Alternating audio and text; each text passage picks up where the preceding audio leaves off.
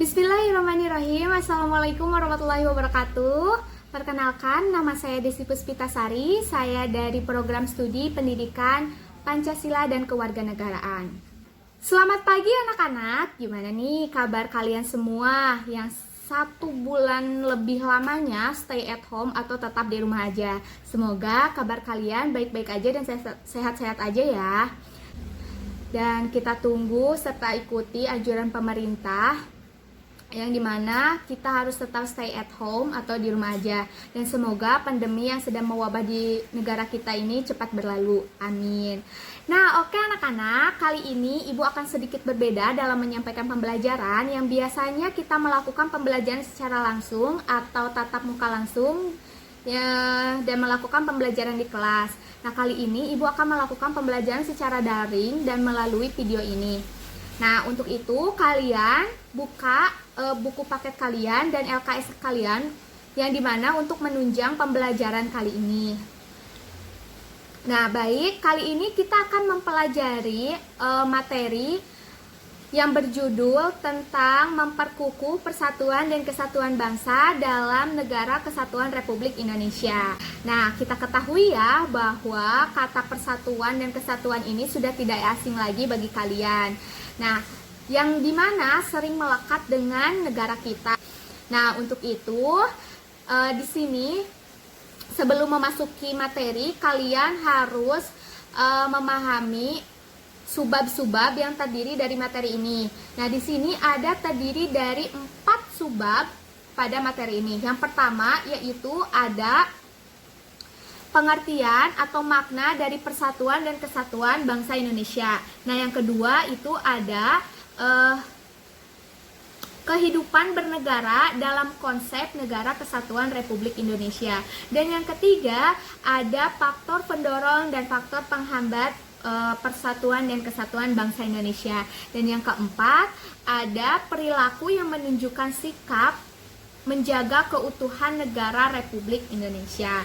Nah, itulah beberapa subbab yang harus kalian pahami dalam materi kali ini. Oke, kita langsung saja ya ke subbab yang pertama, yaitu mengenai makna persatuan dan kesatuan bangsa. Nah, kita ketahui ya bahwa di sini persatuan itu dikatakan sebagai gabungan, ikatan atau kumpulan dari beberapa bagian menjadi sesuatu yang utuh. Atau biasa dikatakan persatuan itu adalah yang sering dikonotasikan dari berbagai macam-macam corak yang beragam dalam kebulatan yang utuh. Atau kita contohkan sebagai negara kita. Nah, yang dimana negara kita itu memiliki akan kekayaan keragaman budaya. Nah, kita ketahui ya budaya di negara kita itu sangat banyak, dari Sabang sampai Merauke. Nah, dari situlah keanekaragaman budaya kita itu bukan menjadi negara Indonesia itu akan bercerai atau bercerai-berai. Namun dengan keragaman itu akan mempersatukan negara Indonesia atau masyarakat Indonesia dari Sabang sampai Merauke. Nah, itulah pengertian dari persatuan. Nah, kita lanjut ke pengertian atau makna dari kesatuan. Nah, kesatuan ini adalah suatu kondisi yang utuh yang melahirkan keamanan, kesentosaan, dan kejayaan.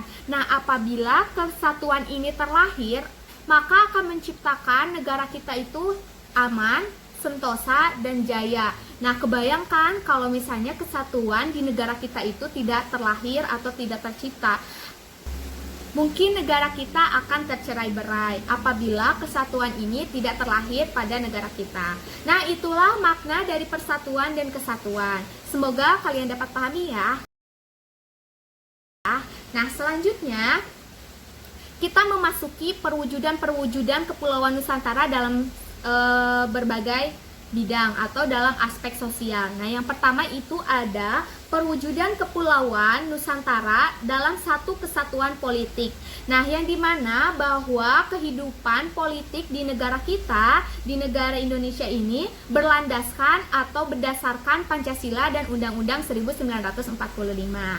Nah, lalu yang kedua yaitu ada perwujudan Kepulauan Nusantara dalam satu kesatuan ekonomi. Nah, yang dimana menyatakan bahwa pertumbuhan ekonomi yang terjadi di Indonesia itu harus merata dan harus seimbang agar menciptakan kesejahteraan masyarakat di Indonesia. Nah, kita ketahui ya kalau perekonomian itu di negara kita itu sangat penting karena agar menghidupi masyarakat yang ada di Indonesia, dan ekonomi yang ada di Indonesia itu berlaku untuk bangsa Indonesia, seluruh bangsa Indonesia.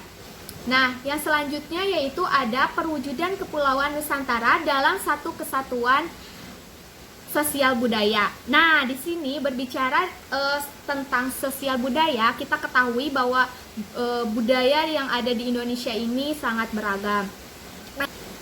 Nah, yang dimana keragaman inilah yang akan menjadikan modal bagi bangsa Indonesia menjadi bangsa yang besar akan budayanya sendiri, dan hasil-hasil budaya Indonesia itu dapat dinikmati oleh seluruh masyarakat Indonesia.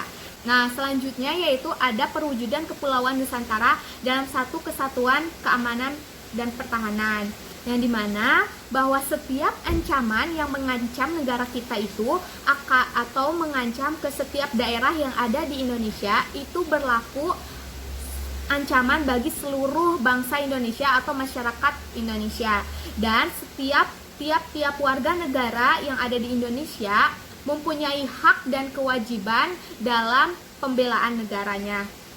Nah, itulah perwujudan Kepulauan Nusantara dalam aspek sosial.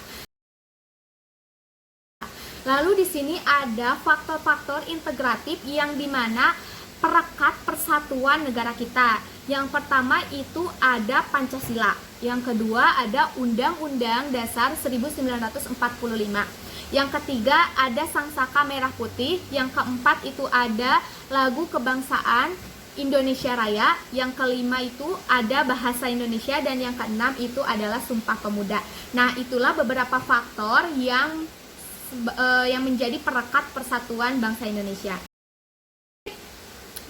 Kita akan memasuki subbab yang selanjutnya yang mengenai kehidupan bernegara dalam konsep Negara Kesatuan Republik Indonesia.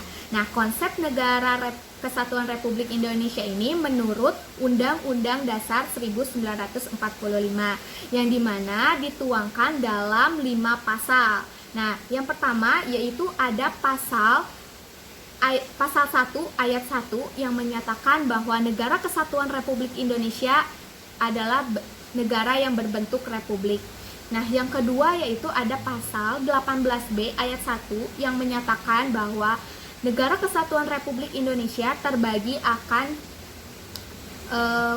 daerah-daerah provinsi dan daerah, yang dimana daerah provinsi itu terbagi akan kabupaten dan kota yang tiap-tiap daerahnya diatur atau ditetapkan sesuai dengan undang-undang.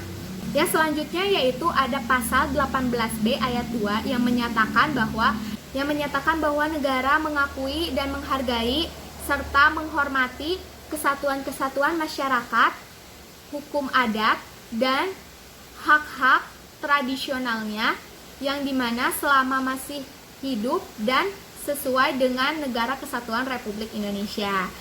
Nah, selanjutnya yaitu ada pasal 25A yang menyatakan bahwa Negara Kesatuan Republik Indonesia adalah negara kepulauan dengan wilayah Nusantara, yang dimana batas-batas dan hak-haknya telah ditetapkan dalam undang-undang.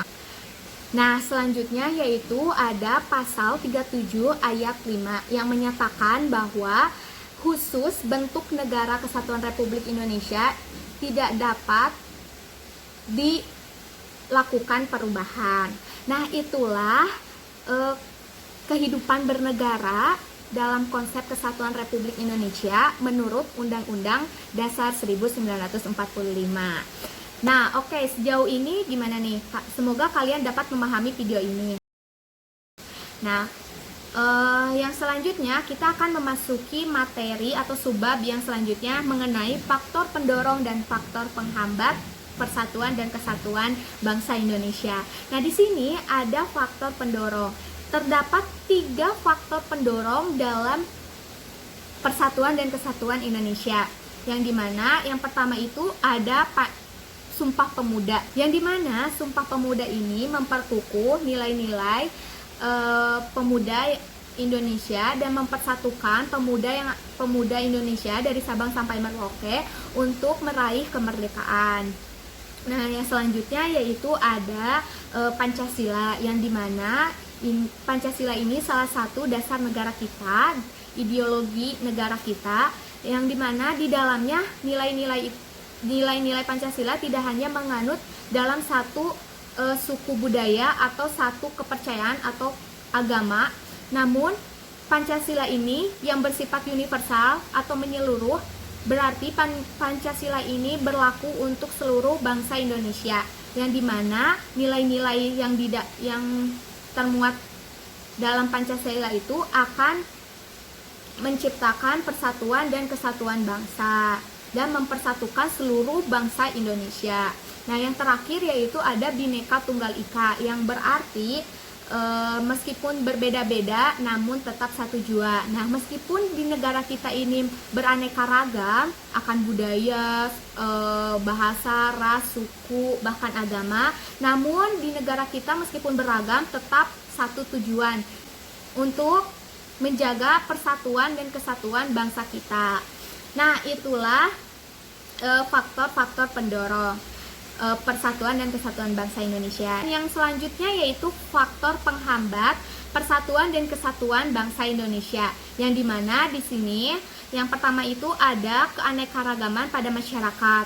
Nah, di sini kita memiliki keanekaragaman yang beragam, namun apabila masyarakat di Indonesia tidak menjunjung nilai-nilai saling menghormati, saling menghargai, dan saling bertoleransi, maka masyarakat yang ada di Indonesia meskipun beragam akan bercerai-berai atau akan memunculkan konflik yang menyebabkan perpecahan bangsa Indonesia. Yang selanjutnya yaitu ada kemunculan sifat etnosentrisme, yang dimana etnosentrisme itu adalah sifat atau sikap yang membangga-banggakan budayanya sendiri dan menjelek-jelekan atau merendah-rendahkan budaya yang lain. Nah, kita ketahui ya bahwa budaya di Indonesia itu tidak hanya satu. Nah, maka dari itu akan memunculkan sifat etnosentrisme apabila setiap budaya itu membanggakan budayanya sendiri dan merendah-rendahkan budaya yang lain. Maka itulah yang akan menyebabkan persatuan dan kesatuan Indonesia ini, bangsa Indonesia ini melemah atau bahkan memunculkan konflik di mana-mana. Nah, yang selanjutnya yaitu tidak meratanya pembangunan di Indonesia. Nah, kita ketahui ya bahwa di Indonesia itu memiliki daratan yang sangat luas.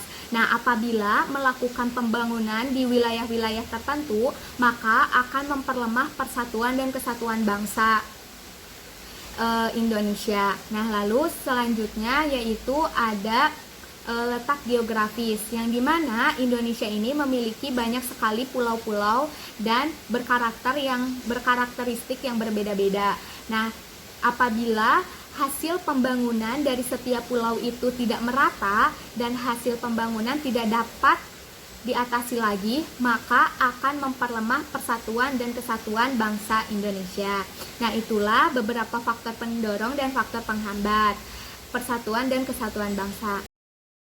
Kita memasuki subbab yang terakhir mengenai perilaku yang menunjukkan sikap menjaga keutuhan Negara Kesatuan Republik Indonesia. Nah, apa saja sih sikap yang dapat menjaga keutuhan persatuan dan kesatuan negara kita ini? Nah, di sini kalian bisa menampilkan atau mengimplementasikan nilai-nilai yang termuat dalam Pancasila. Nah, seperti apakah nilai-nilai Pancasila yang diterapkan dalam kehidupan sehari-hari? Yaitu menjaga kerukunan antar masyarakat di Indonesia. Nah, itulah salah satu nilai-nilai Pancasila yang dapat diterapkan di kehidupan sehari-hari. Selain itu, ada beberapa sikap yang harus kalian tampilkan atau terapkan dalam ruang lingkup sekolah, masyarakat, dan di rumah.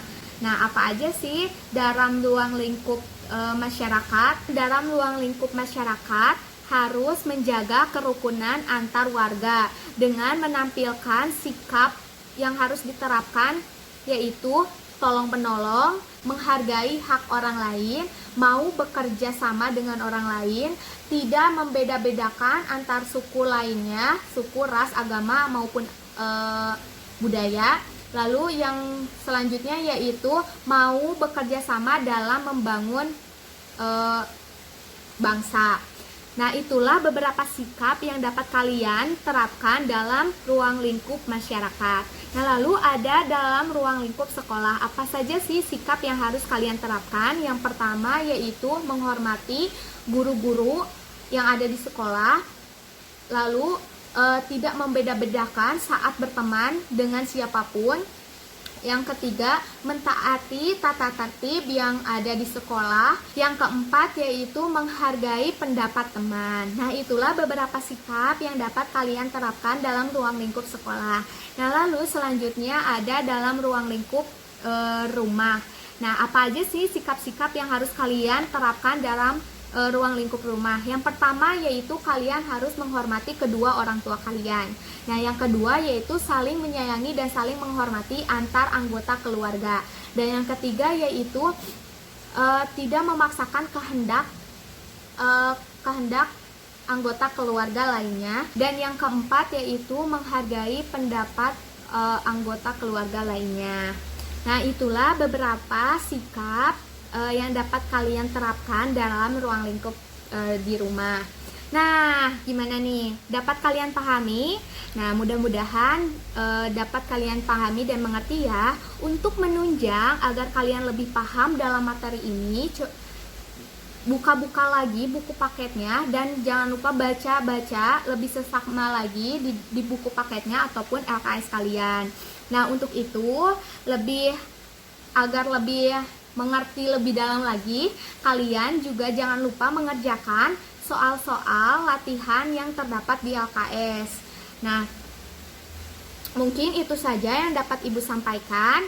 Mudah-mudahan kalian bisa mengerti. Nah, sebelum Ibu tutup pembelajaran kali ini, Ibu akan memberikan tugas berupa coba kalian cari video di internet ataupun di YouTube mengenai materi yang telah kita pelajari kali ini. Lalu kalian buat laporan mengenai tentang apa yang termuat dalam video tersebut. Tentunya ketentuan-ketentuannya mengenai materi yang telah kita pelajari. Nah, kalian bisa pilih salah satu subbab dari materi tersebut. Nah, kalian jangan lupa kumpulin tugasnya minggu depan dan dikirim melalui room chat yang telah kita buat sebelumnya. Oke, terima kasih untuk perhatiannya. Mohon maaf bila ada kesalahan. Wabillahi taufiq wal hidayah. Wassalamualaikum warahmatullahi wabarakatuh.